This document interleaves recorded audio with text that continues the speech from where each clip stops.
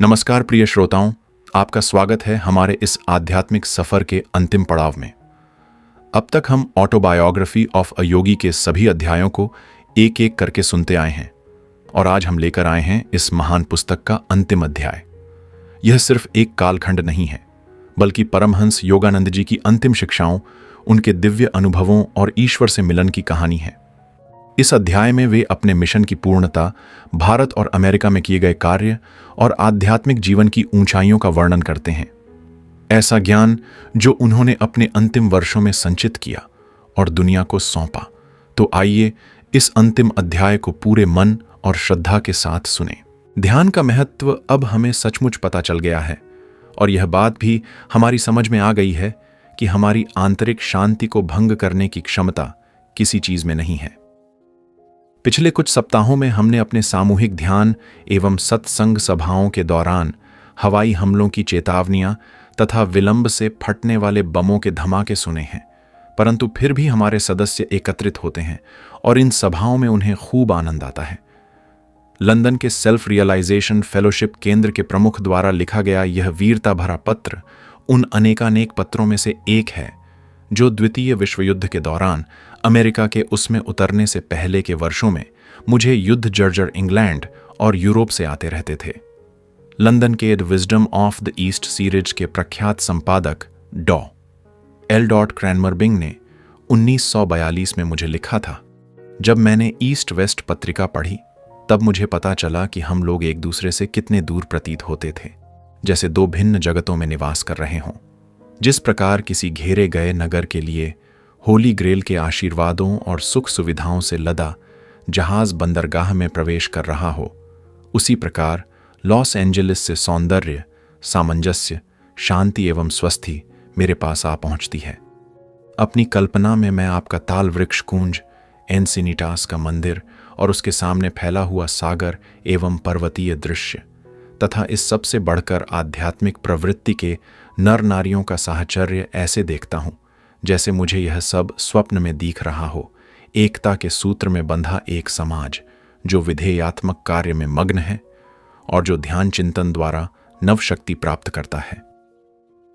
पहरे की मीनार पर प्रभात की प्रतीक्षा कर रहे एक साधारण सिपाही द्वारा लिखे गए इस पत्र में सभी सत्संगियों को मेरा प्रणाम।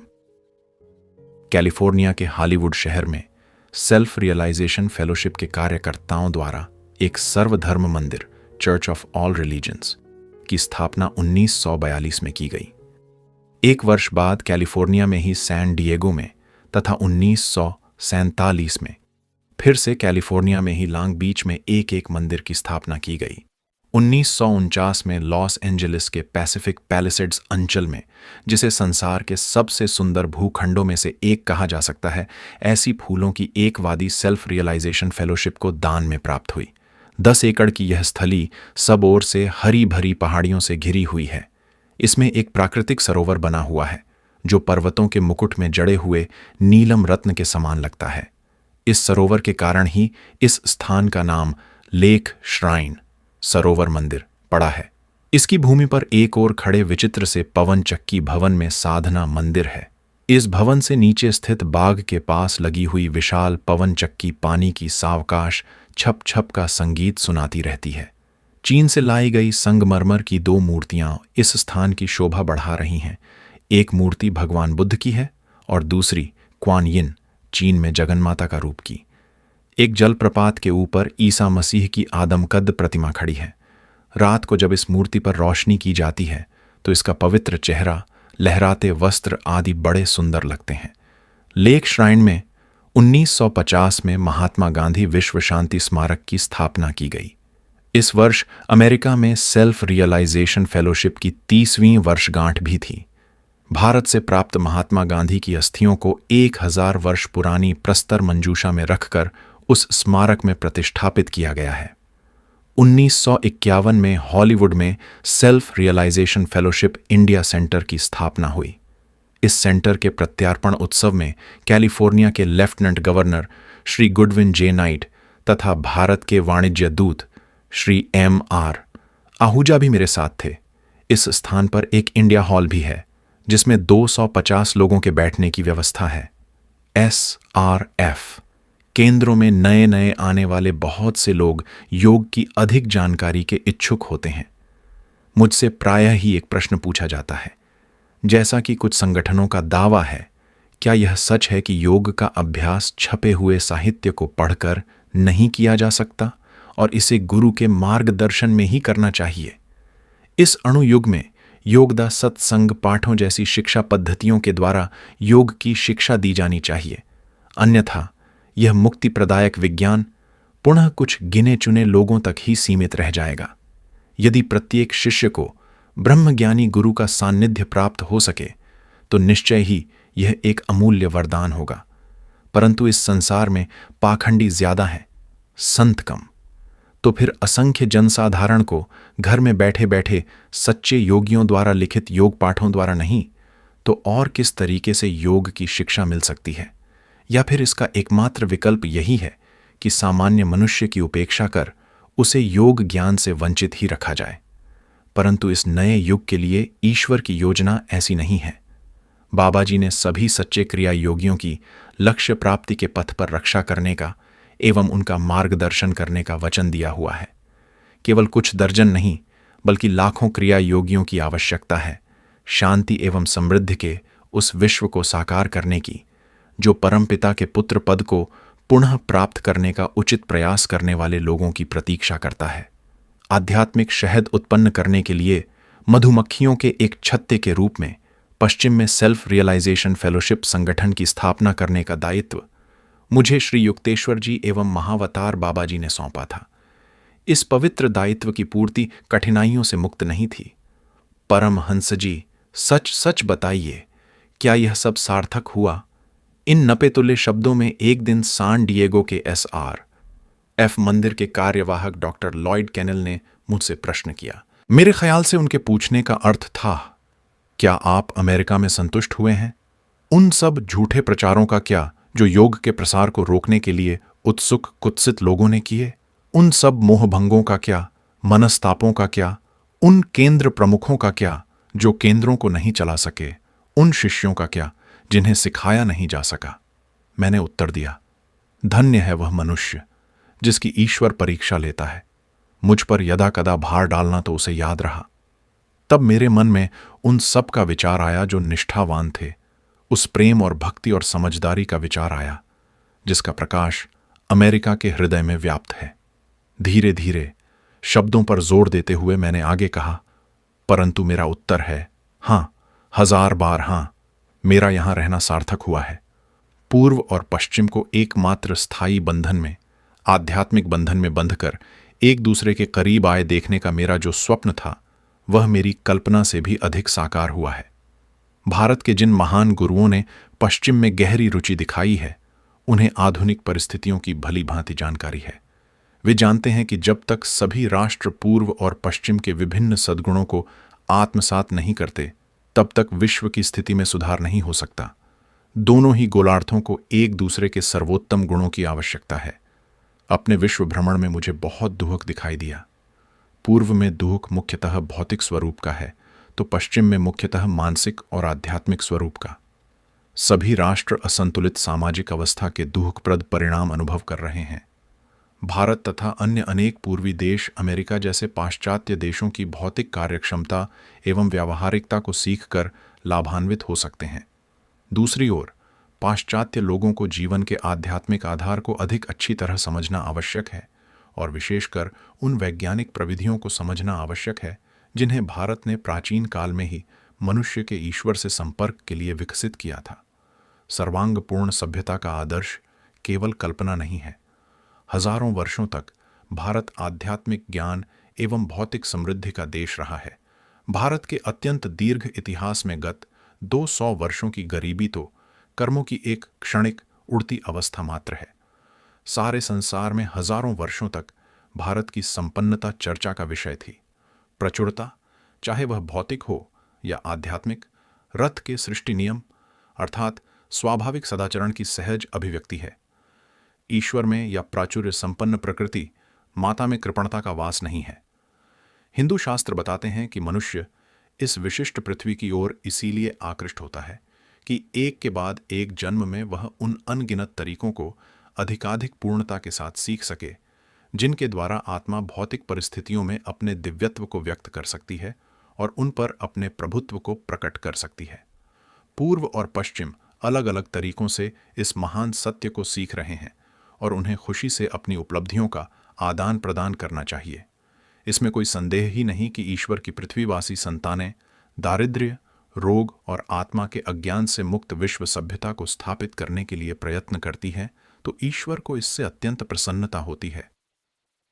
अपनी आत्मा की शक्ति को भूल जाना स्वतंत्र इच्छा शक्ति के दुरुपयोग का परिणाम ही अन्य सभी दुखों का मूल कारण है।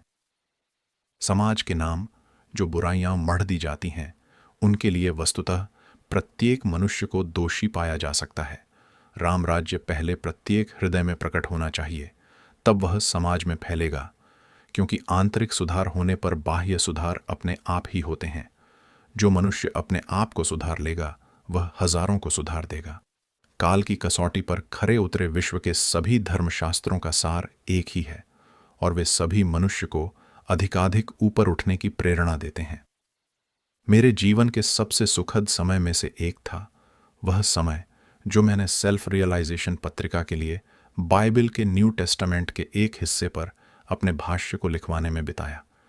मैंने ईसा की उत्कट प्रार्थना की कि वे उनके शब्दों का सच्चा अर्थ समझने में मेरी सहायता करें। बड़े खेद का विषय है कि गत 20 शताब्दियों से उनके अधिकांश वचनों को गलत ही समझा गया है। एक रात जब मैं मौन प्रार्थना में निमग्न था, तब एंसिनीटास आश्रम में मेरा वह कमरा अचानक दूध या नीले प्रकाश से भर गया। ईसा मसीह का तेजस्वी रूप मेरी दृष्टि के सामने प्रकट हुआ।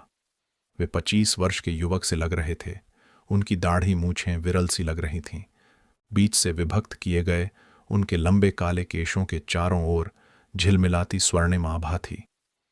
उनकी आंखें शुरू से अंत तक निराली ही लग रही थीं। मैं उनमें झांकता रहा और वे सदा बदलती ही रहीं। उनके भाव में होने वाले प्रत्येक परिवर्तन के साथ ही व्यक्त किए गए ज्ञान को मैं अपने अंतर में अंतर्ज्ञान से समझ रहा था। उनकी तेजस्वी दृष्टि में मैंने उस शक्ति को अनुभव किया जो अनंत ब्रह्मांडों को धारण करती है। एक पवित्र पात्र, होली ग्रेल, उनके मुख के पास प्रकट हुआ। वहां से नीचे आकर मेरे होठों से लगा, फिर ईसा के पास लौट गया। इसके बाद उन्होंने अत्यंत सुंदर शब्द कहे। इन शब्दों का स्वरूप इतना वैयक्तिक है कि मैं उन्हें अपने हृदय में ही रखता हूं। 1950 और 1951 में मैंने अपना बहुत सा समय कैलिफोर्निया में मोहावे रेगिस्तान के पास ही एक शांत स्थान में बिताया। वहां मैंने भगवद गीता का अनुवाद किया और उस पर विस्तृत भाष्य लिखा, जिसमें योग के विभिन्न मार्गों का वर्णन है। 2 बार एक ही योग प्रविधि का विशेष रूप से उल्लेख कर भगवद गीता में इसी एकमात्र योग प्रविधि का उल्लेख है और इसी प्रविधि को बाबा जी ने क्रिया योग का सीधा सरल नाम दिया है। भारत के सबसे श्रेष्ठ शास्त्र ने मनुष्यों को प्रयोग करने के लिए व्यावहारिक शिक्षा भी दी और नैतिक शिक्षा भी। हमारे स्वप्न जगत के महासागर में श्वास माया का विशिष्ट झंझावात है, जो पृथक पृथक लहरों का समस्त लोगों और सभी भौतिक वस्तुओं के रूपों का बोध उत्पन्न करता है। भगवान श्री कृष्ण जानते थे कि मनुष्य को पृथक अस्तित्व के दुखदायी स्वप्न से जागृत करने के लिए केवल दार्शनिक और नैतिक ज्ञान पर्याप्त नहीं है। इसलिए उन्होंने इस पवित्र विज्ञान की ओर संकेत किया, जिसके द्वारा मनुष्य अपने शरीर पर पूर्ण अधिकार स्थापित कर इसे जब चाहे अपनी इच्छानुसार विशुद्ध शक्ति में बदल सकता है। आज के अणु युग में आधुनिक वैज्ञानिकों के लिए इस योग क्रिया के सिद्धांत को समझना मुश्किल नहीं है। यह सिद्ध किया जा चुका है कि प्रत्येक स्थूल पदार्थ को ऊर्जा में परिवर्तित किया जा सकता है। हिंदू शास्त्र योग विज्ञान को इसलिए महत्व देते हैं क्योंकि सर्वसाधारण मनुष्य भी इसे प्रयुक्त कर सकता है। यह सच है कि किसी योग प्रविधि को प्रयुक्त किए बिना भी यदाकदा श्वास के रहस्य को सुलझा लिया गया है। जैसा भगवान के प्रति अत्यंत उत्कट भक्ति रखने वाले अहिंदू संतों ने किया, ऐसे ईसाई, मुसलमान तथा अन्य संतों को सचमुच ही सविकल्प समाधि की निश्चल निःश्वास अवस्था में देखा गया था, जिसके बिना कोई मनुष्य कभी ईश्वर अनुभूति के प्रथम चरण में प्रवेश नहीं कर सकता। तथापि जब कोई संत निर्विकल्प या सर्वोच्च समाधि में पहुंच जाता है, तब वह अखंड रूप से ईश्वर में प्रतिष्ठित हो जाता है, फिर भले ही वह श्वासहीन अवस्था में रहे या श्वास प्रश्वास की अवस्था में, निश्चल रहे या सक्रिय। 17वीं शताब्दी के ईसाई संत ब्रदर लॉरेंस ने कहा है कि उन्हें ईश्वरानुभूति की प्रथम झांकी एक वृक्ष के दर्शन से प्राप्त हुई। प्रायः सभी लोगों ने वृक्ष देखा है, परंतु दुर्दैव, बहुत ही कम लोग उससे वृक्ष के सृष्टा को देख पाए हैं। अधिकांश लोग भक्ति की उन दुर्धर शक्तियों को किसी भी प्रकार नहीं जगा सकते जो सभी धर्मों में पाए जाने वाले कुछ एकांती साधुओं में सहज ही रहती हैं, चाहे वे पूर्व के हों या पश्चिम के। किंतु इसका मतलब यह नहीं है कि साधारण मनुष्य के लिए ईश संपर्क की कोई संभावना ही नहीं है। अपने आत्मस्वरूप की स्मृति को पुनः जगाने के लिए उसे केवल इतना ही करने की आवश्यकता है कि वह क्रिया योग का अभ्यास करे, यम नियम का पालन करे और उसमें सच्चे अंतःकरण से यह कहने की क्षमता हो, प्रभु, मैं आपके दर्शन के लिए तड़प रहा हूं। इस प्रकार योग की सर्वजनीनता इसमें है कि भक्ति की उत्कटता की अपेक्षा, जो साधारण मनुष्य की भावनात्मक क्षमता से बाहर है, यह ईश्वर को दैनिक अभ्यास के योग्य वैज्ञानिक प्रणाली के माध्यम से प्राप्त करने का मार्ग है। भारत के कुछ महान जैन गुरुओं को तीर्थंकर कहा जाता है, क्योंकि वे वह रास्ता दिखाते हैं जिससे होकर हतबल मानव जाति संसार सागर को पार कर जाए। संसार शब्दशः अर्थ प्रवाह के साथ बहना मनुष्य को सबसे कम प्रतिरोध का मार्ग अपनाने के लिए प्रेरित करता है। इसलिए जो भी संसार का मित्र बनेगा वह ईश्वर का शत्रु है। ईश्वर का मित्र बनने के लिए मनुष्य को अपने कर्मों की बुराइयों पर विजय पानी होगी, क्योंकि ये बुराइयां ही उसे माया के मोहजाल में कायरतापूर्ण आत्मसमर्पण कर देने के लिए प्रोत्साहित करती हैं। कर्म के वज्र नियम का ज्ञान सच्चे साधक को उसकी पकड़ से बाहर निकलने का रास्ता खोजने के लिए प्रोत्साहित करता है। माया से अंधे बने मन की इच्छा वासनाओं के कारण ही मनुष्य कर्मों का गुलाम बनकर रह जाता है। इसीलिए योगी मनः संयम अर्थात चित्तवृत्ति निरोध पर ध्यान देता है। जब कर्मजनित अज्ञान के विभिन्न पर्दे हट जाते हैं, तब मनुष्य अपने को अपने सच्चे स्वरूप में देखता है। जीवन और मृत्यु का रहस्य, जिसे सुलझाने के एकमात्र उद्देश्य के लिए मनुष्य पृथ्वी पर आता है, श्वास के साथ घनिष्ठता से जुड़ा हुआ है। श्वास रहितता ही मृत्यु रहितता है। इस सत्य को पहचानकर भारत के प्राचीन ऋषियों ने श्वास के इस एकमात्र सूत्र को ही पकड़ लिया और श्वास रहित अवस्था में जाने के एक सुनिश्चित और तर्कसंगत विज्ञान को विकसित कर लिया। संसार को देने के लिए भारत के पास और कुछ नहीं होता, तो क्रिया योग अकेला ही शाही भेंट माना जाने के लिए पर्याप्त होता। बाइबल में अनेक परिच्छेद ऐसे हैं जिनसे यह स्पष्ट होता है कि हिब्रू गुरुओं को यह ज्ञान था कि ईश्वर ने श्वास को शरीर और आत्मा के बीच की कड़ी का काम करने के लिए ही बनाया था। उत्पत्ति में कहा गया है, प्रभु ईश्वर ने पृथ्वी की मिट्टी से मनुष्य की सृष्टि की और उसकी नासिका में प्राण फूंक दिया, और इस तरह मनुष्य जीवंत प्राणी बन गया। मानव देह रासायनिक और धात्विक तत्वों से बनी है जो पृथ्वी की मिट्टी में भी पाए जाते हैं। यदि श्वास के माध्यम से आत्मा अज्ञानी मनुष्य के शरीर में प्राण प्रवाह संचारित नहीं करती, तो मानव देह कोई कार्य नहीं कर पाती, न ही उसमें कोई शक्ति या गति होती। मानव शरीर में जो पंच प्राण कार्य कर रहे हैं, वे सर्वव्यापी आत्मा के ओम स्पंदन की अभिव्यक्तियां हैं। आत्मा का जो प्रतिबिंब शरीर की कोशिकाओं में जीवन का आभास उत्पन्न कर रहा है, वही देह के प्रति मनुष्य की आसक्ति का एकमात्र कारण है। स्पष्ट है कि केवल मिट्टी के एक गोले को वह इतना महत्व कभी नहीं देता। मनुष्य व्यर्थ ही अपने शरीर को ही अपना स्वरूप मानने लगता है, क्योंकि आत्मा के प्राण प्रवाह इतनी तीव्र शक्ति के साथ श्वास के माध्यम से शरीर में प्रवेश करते हैं कि मनुष्य परिणाम को ही कारण समझ लेने की भूल कर बैठता है और शरीर स्वयं प्राणवान है यह मानकर उसी की पूजा करने लगता है। मनुष्य को अपनी चैतन्य अवस्था में शरीर एवं श्वास का भान रहता है। निद्रावस्था में सक्रिय होने वाली अवचेतन अवस्था में शरीर एवं श्वास से उसके मन का संबंध निद्रा काल के लिए टूट जाता है। अतिचेतन अवस्था में वह इस भ्रम से मुक्त हो जाता है कि उसका अस्तित्व शरीर और श्वास पर निर्भर है। ईश्वर श्वास के बिना ही रहता है। उसकी प्रतिमूर्ति स्वरूप बनी आत्मा को श्वास रहित अवस्था में ही प्रथम बार अपने स्वरूप का ज्ञान होता है। जब आत्मा के विकास को गति देने वाले कर्मों के कारण शरीर और आत्मा के बीच की श्वास की कड़ी टूट जाती है, तब अकस्मात अवस्था परिवर्तन हो जाता है, जिसे मृत्यु कहते हैं, और शरीर कोशिकाएं अपनी प्राकृतिक शक्तिहीनता की अवस्था में वापस चली जाती हैं। परंतु क्रियायोगी की श्वास कड़ी कर्म संयोग के क्रूर हस्तक्षेप से नहीं, बल्कि वैज्ञानिक ज्ञान द्वारा उसकी इच्छा से टूटती है। प्रत्यक्ष अनुभव द्वारा योगी को पहले से ही अपनी अशरीरी मूल अवस्था का ज्ञान रहता है और उसे मृत्यु के इस कुछ ज्यादा ही नुकीले संकेत की आवश्यकता नहीं रहती कि मनुष्य के लिए स्थूल शरीर पर भरोसा करना अच्छा नहीं होता। जन्म पर जन्म प्रत्येक मनुष्य अपने पूर्ण देवत्व की ओर प्रगति अपनी ही गति से, चाहे वह कितना ही अस्थिर या दिशाहीन क्यों न हो, करता जाता है। प्रगति के इस मार्ग में मृत्यु कोई बाधा नहीं बनती, बल्कि वह तो मनुष्य को अपना मैल धोकर निर्मल बनने के लिए सूक्ष्म जगत का अधिक अनुकूल वातावरण प्रदान करती है। अपने मन को अशांत मत होने दो। मेरे पिता के घर में अनेक हवेलियां हैं। यह तो हो नहीं सकता कि इस विश्व की रचना करने में भगवान ने अपनी सारी प्रतिभा खत्म कर दी और अब परलोक में हमारा कौतूहल जगाने के लिए उसके पास वीणा झंकार के अलावा कुछ नहीं बचा है।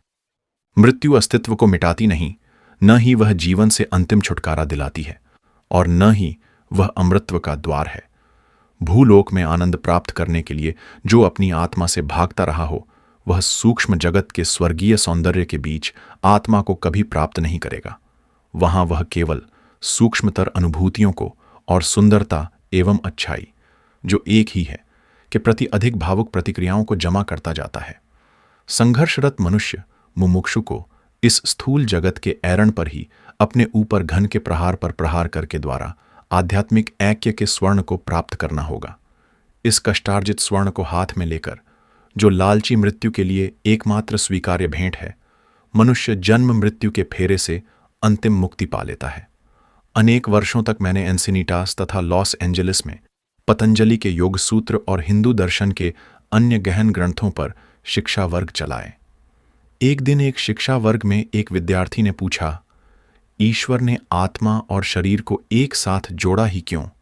सृष्टि के इस विकासशील नाटक को शुरू करने में उसका क्या उद्देश्य था? अन्य असंख्य लोगों ने ऐसे प्रश्न उठाए हैं और दार्शनिकों ने उनके उत्तर देने के असफल प्रयत्न किए हैं।